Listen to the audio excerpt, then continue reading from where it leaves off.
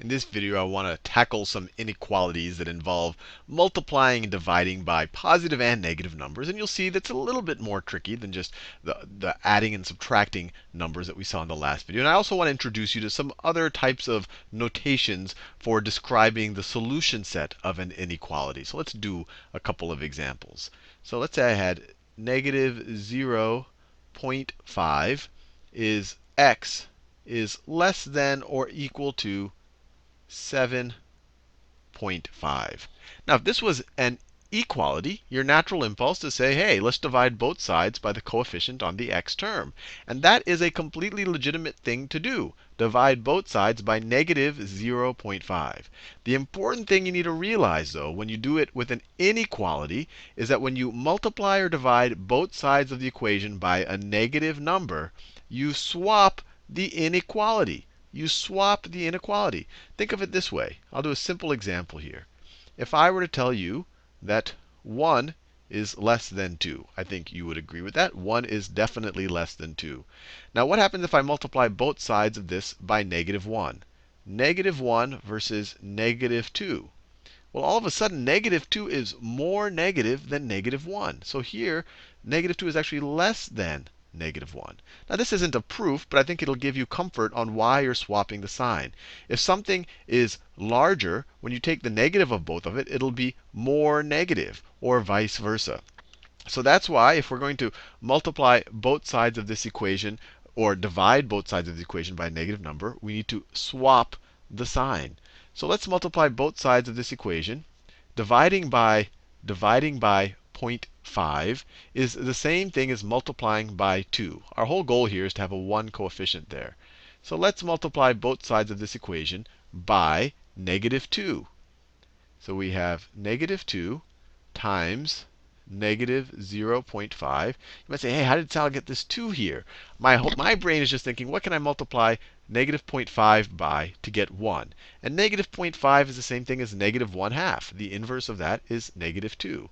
So I'm multiplying negative 2 times both sides of this equation. And I have the 7.5 on the other side.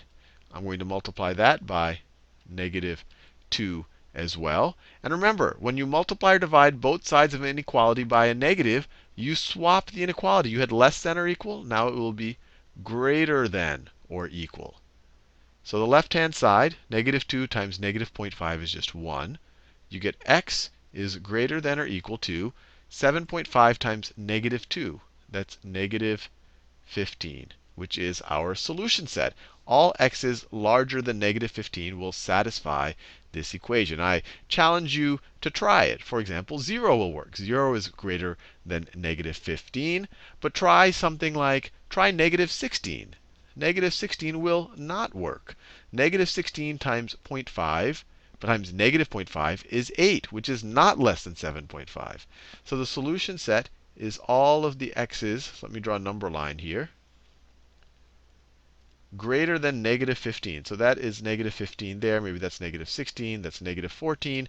Greater than or equal to.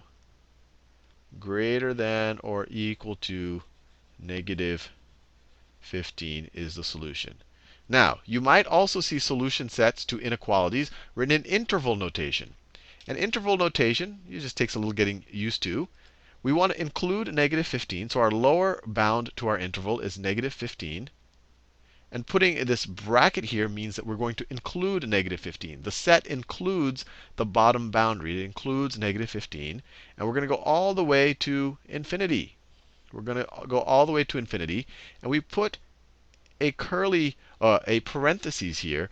Parentheses normally means that you're not including the upper bound. You also do it for infinity because infinity really isn't a normal number, so to speak. You can't just say, oh, I'm at infinity. You're never at infinity. So that's why you put that parentheses. But the parentheses tends to mean that you don't include that boundary, but you also use it with infinity. So this, and this are the exact same thing. Sometimes you might also see set notations where the solution of that, they might say x is a real number such that, that little line, that vertical line thing just means such that x is greater than or equal to negative 15. So this is the set. These curly brackets mean the set of all real numbers, or the set of all numbers where x is a real number, such that x is greater than or equal to negative 15. All of this, this, and this are all equivalent. Let's keep that in mind and do a couple of more examples.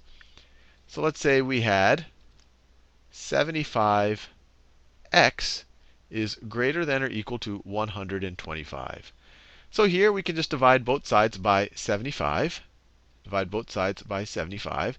And since 75 is a positive number, you don't have to change the inequality. So you get x is greater than or equal to 125 over 75. And if you divide the numerator and denominator by 25, this is 5 over 3. So x is greater than or equal to 5/3. Or we could write the solution set being from including 5/3 to infinity.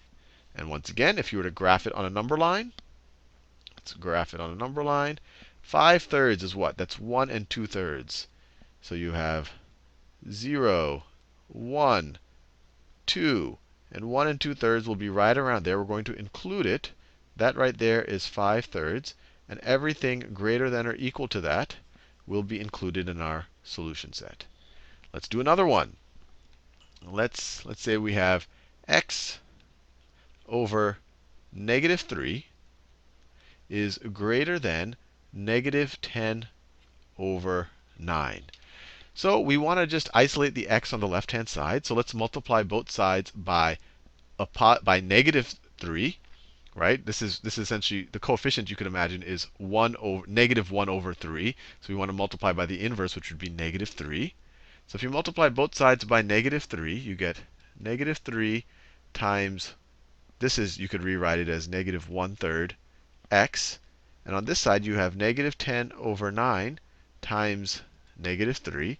And the inequality will switch because we are multiplying or dividing by a negative number. So the inequality will switch. It'll go from greater than to less than. So the left-hand side of the equation just becomes an x.